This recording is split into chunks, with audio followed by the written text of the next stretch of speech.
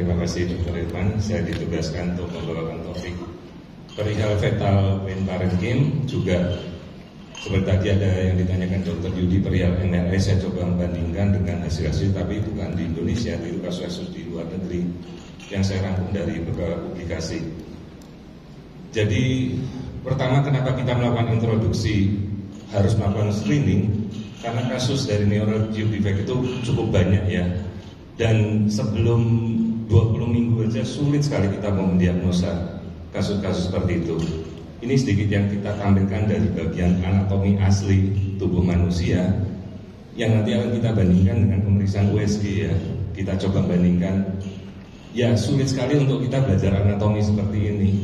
Ini gambar yang kita bisa lakukan untuk kita menguasai pemeriksaan USG, coronal sagittal axial. Terus ini nanti kita bandingkan dengan corpus callosum di USG, ya sekedar kita mengulas dasar-dasar yang kita akan tampilkan nanti. Ini potongan ilustrasi saja ya, teman-teman tadi sudah mempelajari semuanya. Nah, ini potongan lagi dari bagian anatomi aslinya ya. Bagaimana nanti kita coba bandingkan dengan di USG hasil itu. Sekali lagi ilustrasi kembali, ini tidak akan saya bahas. Juga ilustrasi di potongan koronal, ini teman-teman sudah mengerti semuanya. Nah ini yang dari perkembangan dari 8, 10, 16, 32. Ada lagi pemeriksaan dengan 3 dimensi yang cukup akan nanti membantu, akan coba kita bahas. Ini nanti dari hasil presentasi saya ada kok di PDF, nanti bisa teman-teman mintakan di panitia. Tadi sudah dijelaskan Dr. Arya. Kita memakai probe transvaginal, nanti kita bisa pakai OmniView, tinggal dipotong itu, kita bisa lihat seperti ini. Kita lihat, jadi bisa lihat lebih tajam ya. Tanpa kehadiran pasien kita swipe langsung kita bisa lihat arahkan atas bawah ini dengan teknologi OmniView. Ada di Mentoring juga ada saya kira. Ya, ini hanya suatu teknologi yang kita bisa pakai. Nah ini pemeriksaan sekitar 11 minggu, perhatikan perubahan-perubahan otak dengan USG transvaginal. Ya, ini kita sekitar 22 minggu pada screening trimester kedua, potong axial coronal sagittal, 31 minggu, seperti ini perubahannya. Nah sekarang kita bisa melakukan juga kalau mau melakukan transvaginal sekali sweep, tapi harus dengan transvaginal untuk bisa mendapatkan potongan dari kepala. Jarang sih sekarang kita pakai, biasanya kita pakai juga abdomen ya. Ini dari beberapa publikasi dengan tomographic ultrasound imaging, kita bisa tampilkan perbagian, jadi tidak perlu kita geser, alat sendiri yang sweep. Kemudian kita bisa tampilkan perpotongan sesuai dengan berapa milimeter yang mau kita geser. Nah seperti ini dengan pemeriksaan 3 dimensi yang nanti akan dijelaskan juga oleh Dr. Adri. Ya ini tampilan yang bisa kita, ini tampilan semuanya tampilan yang kita jelaskan normal dulu. Baru nanti kita masuk ke bagian-bagian yang normal. Ya, mulai dari bagian korteks, ini teman-teman sudah bisa melihat semua ya, cukup jelas. Sekarang sudah sampai beberapa slide seperti MRI. Jadi mungkin ya tetap unggul MRI menurut saya, tapi tetap ini sudah sangat membantu sekali. Apalagi udah sekarang ada slice imaging dengan siluet ya. Terus ada lagi yang untuk kita mau melihat vascular flow, slow flow. Itu semua sudah bisa kita lihat dengan cukup jelas. Arteri perikardial ya. Nah ini juga pada kasus trisomi 21 dia terjadi polimikrogiri dan lisencefali, jadi virusnya ini sangat-sangat halus. Apakah itu yang membuat jadi keterbelakangan mental? Mungkin saja hubungannya dengan itu. Ini dari potongan asli otak. Jadi kalau kita dari 20 minggu otak itu masih mulus ya, lisencefali normal semuanya. Pasti akan seperti itu. Baru nanti setelah 25 minggu virusnya baru muncul ya, visura-visuranya. Ini kalau kita lihat dari USG 22 minggu masih halus sekali. 31 minggu baru dia mulai kelihatan virusnya ya. Nah ini kita bisa pakai thick slice silhouette, ini kita bisa lihat. Terus kalau kita melakukan pemeriksaan tanpa kehadiran pasien, tinggal kita sweep, kemudian kita atur volumenya. Ini kita pakai siluet, kita bisa lihat masuk tipis seperti rongga-rongga begitu ya. Ini ruangan-ruangan otak bisa kita pelajari. Satu sweep ini kan sekitar paling cuma 30 detik, terus kita bisa save semuanya ya. Oke, ini tadi pemeriksaan-pemeriksaan dasar yang harus kita kuasai bidang-bidangnya. Ini tadi sudah banyak dibahas. Kemudian indikasi-indikasi untuk pemeriksaan fetal neurologi, ini tidak saya sebutkan satu persatu, sudah dibahas semua juga ini. Nah, jadi pemeriksaan kandungan itu umumnya untuk melihat kelainan neurologi 20 minggu sebelumnya itu sudah tidak bisa lah terdiagnosa. Makanya MRI yang tadi katakan Dr. Yudi itu ya memang jadi suatu teknik yang membantu. Ini pemeriksaan standar kita bisa lakukan semua pemeriksaan nanti kalau hands-on. Potongan transventrikular ini semua harus bisa dapat. Patokannya struktural koronal ya seperti ini kita bisa dapat. Potongan standar banget. Kemudian transventrikular ya, hati-hati di sini ada struktura lambdoid kalau nggak salah ya. Ini menjadi marker kalau nanti dia menutup terus jadi kelihatan tidak bisa terlihat jelas. Hati-hati Craniosinostosis ya, tulang bagian dari kranium yang menutup terlalu awal, itu tanda-tandanya marker ya. Nah ini kalau transventrikular perhatikan ini cavum septum pellucidum bagiannya lebih memanjang daripada bagian kesananya ya, ke bagian melebar. Jadi kalau cavum septum pellucidum berbentuk kotak, hati-hati ini harusnya memanjang begini. Nah kita lanjutkan lagi posisi anatomi masih. Nah ini dari pemeriksaan abdomen kita bisa geser. Pemeriksaannya lebih oblik. Ini potongan standar untuk melihat bagian proximal hemisfer. Ini nanti yang mau kita coba lihat bagian dari visura ya, bagian dari ini Sylvian fissure ya. Ini tiap usia kehamilan ini beda-beda ukurannya. Bahkan itu mungkin kita bisa pakai untuk menentukan pematangan usia hamil, beda-beda ya. Nah seperti ini potongan cara kita ngambil potongan transventrikular, potongan koronal ya, sagital. Ini teman-teman nanti bisa berarti di hands on ya. Ini sekitar abdomen semua. Ini contohnya. Terus kita lanjut.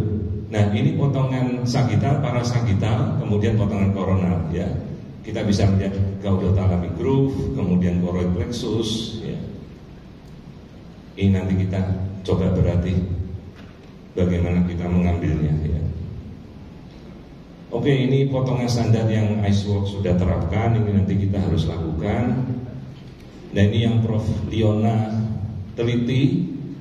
Ya memang satu gambar ini harus berlatih mengambil gambar setajam ini. Kita harus menghargai mereka bagaimana kerasnya bisa mengambil gambar ini ya. Ini yang kita ambil nanti ya. Potongan dari Sylvian fissure, kemudian potongan dari cavum septum pellucidum, interhemisfer, semuanya kita nanti coba lihat. Ini yang potongan normal.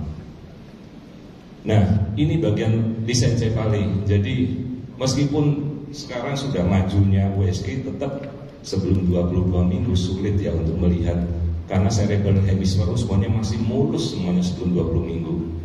Ini perbandingan di mana kita dari publikasi ini menunjukkan penemuan USG 1 kasus. Ternyata dengan MRI 14 kasus dia bisa mendiagnosa ya.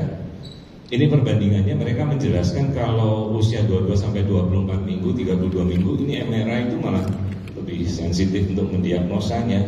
Sensitivitasnya lebih tinggi. Ini dari publikasi yang pernah dijelaskan.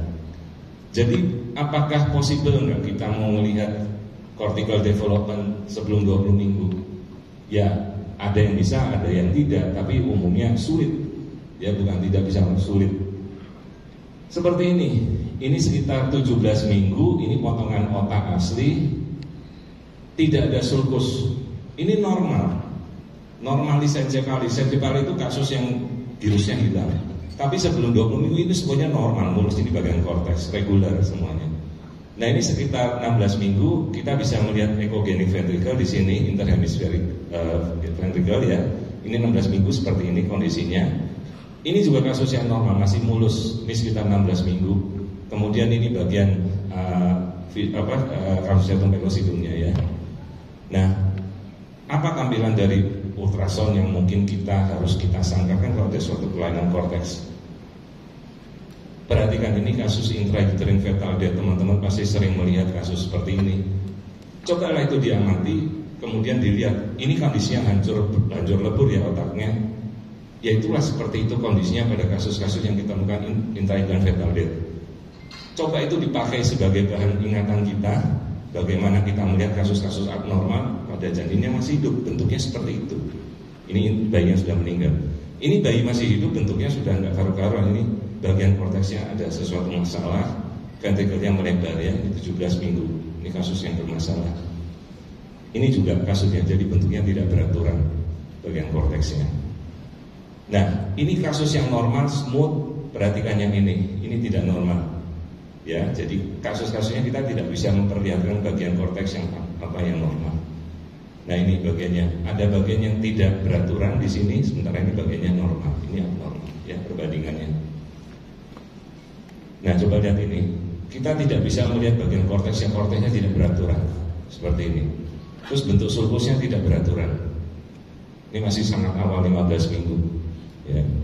Nah, bagian ini kelihatan ada papila-papila penonjolan, ini plexus choroid, ada nodul di situ, ini yang tidak normal ya. Kemudian ada bagian kadang-kadang kita melihat seperti keyhole, seperti itu, ini black box kayaknya sepertinya, seperti Dr. Arya tadi katakan. Sering kita temukan, mungkin sulit, tapi ada kadang-kadang muncul, hati-hati ya, bagian seperti keyhole seperti ini. Oke, ini contoh-contoh kasus juga yang tidak normal, bentuk sulcusnya tidak normal, bentuk gyrusnya juga tidak normal. Ya, ini kasus-kasus yang kita nanti coba telusuri.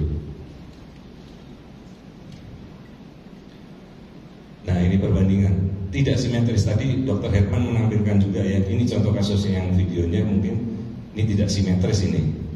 Tapi sejauh kata Dr. Mandali tidak ada masalah, kita observasi saja. Ya.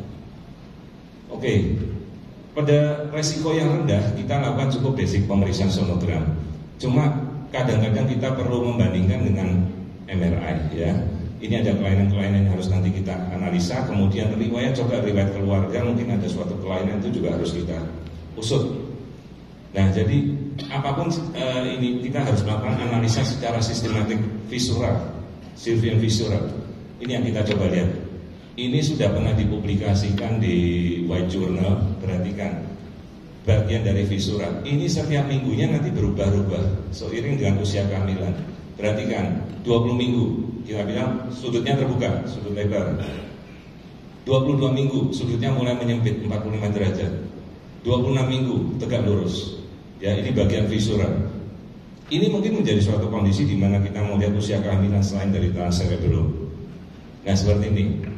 Perhatikan ini 26 minggu, temporal lobe-nya baru seperempat insula.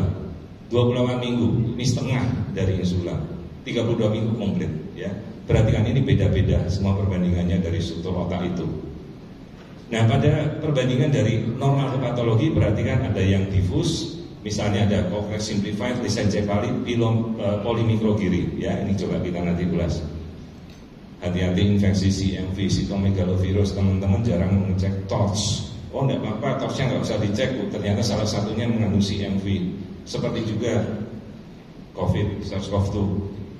Hati-hati, ini pada kontur yang normal, kelihatan sekali ini ada dilatasi dari ventricle, ya, mikrocephaly kasusnya. Jadi abnormal cortical surface. Ini kemudian perbandingannya di 24 minggu yang kontrol, perbandingan yang ini normal, yang normal yang cytomegalovirus melebar dia. Kemudian ini perbandingan dengan MRI. Ini bukan kasus kita ya, kita jarang sekali melakukan MRI. Ini kasus megaencephaly, perhatikan ribbon. Jadi bentuk ribbonnya, pitanya seperti dari korteksnya ini tidak beraturan. Nah, kemudian kelainan yang lain kita coba satu lagi. Nah, ini kasus mikrocephaly. Semua kita ukur BPD-nya kecil. Tapi apakah dalamnya sama? Gambarnya gambar lama ini, ya, bukan gambarnya. Nah, di sini tadi Dr. Yudi menyatakan unggulnya MRI di mana? Ternyata beda-beda. Semuanya mikrocephaly. Ternyata yang satu lissencephaly, abnormal neuronal migration. Yang ini polymicrogiri, abnormal cortical. Kemudian ini giri simplified, ini ada neural proliferasinya tidak normal.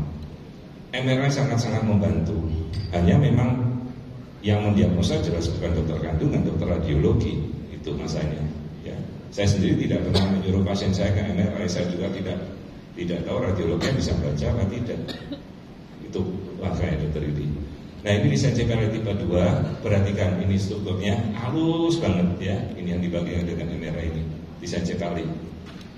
Nah kemudian ada vokal anomali tadi seperti struktur CMV, ini cukup sulit untuk kita mau lihat. Nah ini, ada struktur kistik, biasanya kita namakan arachnoid cyst ya, atau ambience sternal ya. Tapi kadang-kadang ini ada pelebaran dari pembuluh darah, hati-hati juga nanti ada kasus seperti galen aneurisma ya. Ini membantu. Jadi ternyata teman-teman kalau melihat, oh kok dari USG kok normal, ternyata dia tidak mengambil potongannya benar. Begitu kita lihat dengan MRI, volume otaknya hilang. Jadi ini ada bagian di mana kita mungkin terselubung tidak bisa melihat dengan jelas. Tahu-tahu ternyata otaknya kelainan begitu kita lihat dari MRI, yaitu suatu sisi keuntungannya MRI. Nah kemudian kita mesti lihat bagian dari perisylvian cortex anomali seperti ini ya. Ini bagian-bagian yang tidak normal, bagian-bagian yang menyudut ya. Jadi bagian sini ada namanya operkulasi ya, operkulasinya ada berkurang. Ini indikator dari suatu kelainan volume dari otak ya. Jadi otaknya itu menciut. Ini kelebihannya MRI. Nah ini juga bagian-bagian ya, glitarik asiduria tipe 1, ini postnatal MRI absen, ini juga kasus dari luar negeri yang saya cuplik. Nah ini juga ada kelainan dari girasi ya, makroskopik poligiria, jadi girus-girusnya menghilang.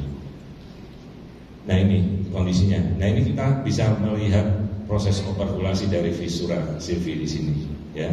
Ini ada kelainan juga, tidak saya ulas satu-satu. Oke, ini gambaran dari struktur otak, teman-teman sudah melihat. Ini kita ambil, saya cuplik juga dari kasus-kasus juga di luar, dari laporan kasus intracardial hemorrhage. Mungkin teman-teman tidak sadar pernah melihat bagian yang putih di otak, pasti pernah. Saya sering menjumpai. Ternyata dia perdarahan otak. Berapa lama sih baru hilang? Biasanya sampai 3 minggu. Ya. Kemudian ini brain tumor. Banyak kasus brain tumor di bayi-bayi di Indonesia, banyak kita temukan struktur brain tumor disertai juga intraventricular hemorrhage ya. Ini perhatikan, ini girus-girusnya tidak normal, ini potongan koronal. Kemudian ini potongan juga dari MRI ya, abnormal giration pada usia 33 minggu. Nah seperti ini, mild ventriculomegaly, hypoplastic brain, girationnya poor. Ya ini cukup kita observasi dulu. Tadi Dr. Herman menjelaskan ya kita nggak ambil tindakan, tinggal kita masukkan dokter bedah saraf. Oke, topik yang lain juga yang kita tampilkan adalah kista di kepala, di otak. Jadi ada sebuah kantong yang terbatas oleh membran ya, kemungkinan ada simbosis. Etiologinya macam-macam, tumor, infeksi, cellular defect, ada faktor inflamasi, parasit, itu semua bisa terjadi. Nah ini nanti kita coba lihat bagian-bagian teman-teman tadi sudah kita tampilkan ya. Nanti kita amati. Oke, ini sistematiknya bagian dari interventricular space. Nah kita nanti lihat satu-satu kelainannya. Choroid plexus dulu deh yang paling sering kita temukan. Nah ini 95% choroid plexus ini hilang di trimester kedua. Nah seperti ini ya. Perlu disampaikan orang tua? Saya rasa perlu. Karena biasanya sekarang sudah ada NIPT, kita bisa lakukan pemeriksaan tersebut, akan lebih memberikan keterangan pada orang tua. Plexus papilloma seperti ini, tumor jinak. Ya, biasanya resolusi spontan juga, mungkin berhubungan dengan hidrosefalus. Ya. Nah kemudian ini adesi, perlengketan pada lapisan intraventrikular, ini juga kita bisa lihat ya. Adesi dari kepala otak. Hati-hati, ini yang kita bahas, kasus-kasus sitomegalovirus itu banyak sekali kasus intraventrikular adesi. Nah seperti ini intraventricular space, ada pembuluh darah kadang-kadang pecah, ada clotting, darah, bekuan darah. Biasanya nanti dia akan resolusi spontan atau bisa menyebabkan perinatal asfiksia ya. Mulai dari hari ketiga muncul, kadang-kadang kita butuh sampai 3 bulan, ini 7 sampai 105 hari untuk bisa komplit resolusi. Kalau enggak bisa terjadi porencefali atau infark otak ya. Itu mereka menjelaskan demikian. Oke, kemudian struktur dari parenkim yang lain saya jelaskan. Subepidimasis ya, ini bisa kita subepidimasis kadang-kadang muncul sekitar 1%, ini tidak menyebabkan apa-apa. Nah, ini perhatikan. Kalau teman-teman mengambil bagian potongan transversal atau potongan sagital, kadang-kadang kita menemukan frontal horn cyst seperti ini ya. Nah, kemudian leukomalacia sering kita temukan pembacaan dari teman sejawat radiologi postnatal, mereka memeriksa dari USG transkranial pakai transvaginal itu ya, mereka bisa temukan desosiklesi ya. Ini kasus-kasus leukomalacia, prognosisnya jelek. Nah, ini periventricular cyst seperti ini ya kasusnya. Biasanya hubungannya dengan sitomegalovirus lagi. Kita anjurkan pemeriksaan PCR dan fetal MRI ya. Nah, ini sudah cystic dysplasia periventricular cystic. Kemudian porencephalic cyst, ini juga muncul sering bisa terjadi ya, karena hipoperfusi dari cerebral di second trimester. Otaknya mencair seolah-olah, kemudian terresorpsi, jaringannya itu hancur ya. Bentuknya seperti ini, porencephalic cyst. Kemudian ada extraaxial space, itu nanti kita lihat arachnoid cyst, ada cavum fellis cyst, kemudian corpus callosum agenesis. Nah, seperti ini arachnoid cyst.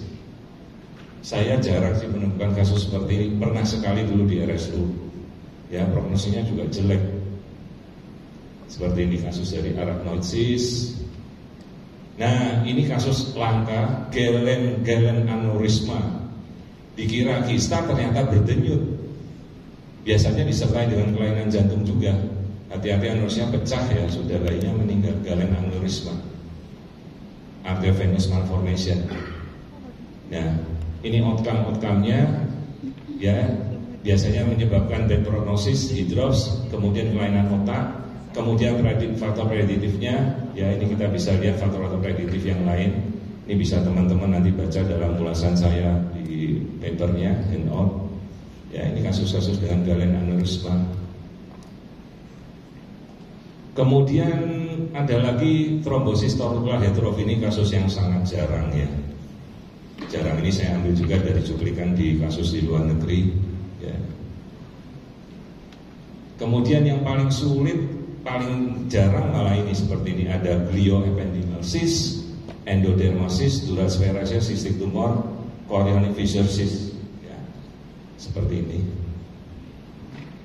Jadi kalau kita jarang melihat kasus-kasus yang normal, melihat struktur otak yang normal saja, kadang-kadang saya juga kalau melihat struktur otak kadang-kadang juga lolos. Kemarin ada pasien dari Singapura, saya curigai ada cavum septum pellucidumnya absen, dry cavum septum pellucidum, ternyata corpus callosum agenesis ya.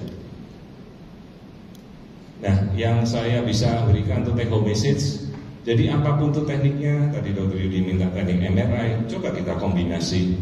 Hanya mas saya tadi, kita mau periksakan MRI bayi ke siapa, itu saya masih bingung. Dan maaf sekali, apakah sejawatnya radiolog kompatibel, apakah capable untuk dia mendiagnosa kelainan yang sebenarnya menjadi bagiannya obstetri. Nah, sekarang apakah kita kalau dokter obstetri kita mau mengikuti dari radiologi, pembacaan MRI? Saya tidak yakin, malah mungkin kita sendiri yang jauh lebih mengerti ya. Bukan kita menyembuhkan diri, tapi bidangnya kita sih seperti itu ya. Ya, kita harus bisa memakai dengan bijaksana ya. Teknik-teknik yang lain yang baru, yang kemungkinan secara studi prospektifnya bisa untuk melihat kasus-kasus yang aneh-aneh yang kita harus pakai. Dan multidisiplin center. Jadi kalau tadi awal waktu saya minta Dr. Herman tanya bagaimana kalau kemudian ada multidisiplinnya, ada sejawat bedah saraf, prognosisnya bagaimana, kemudian tumbuh kembang, yaitu menjadi kolaborasi dari kita semua. Saya kira kita take home message-nya itu pas waktunya 30 menit. Terima kasih atas perhatiannya.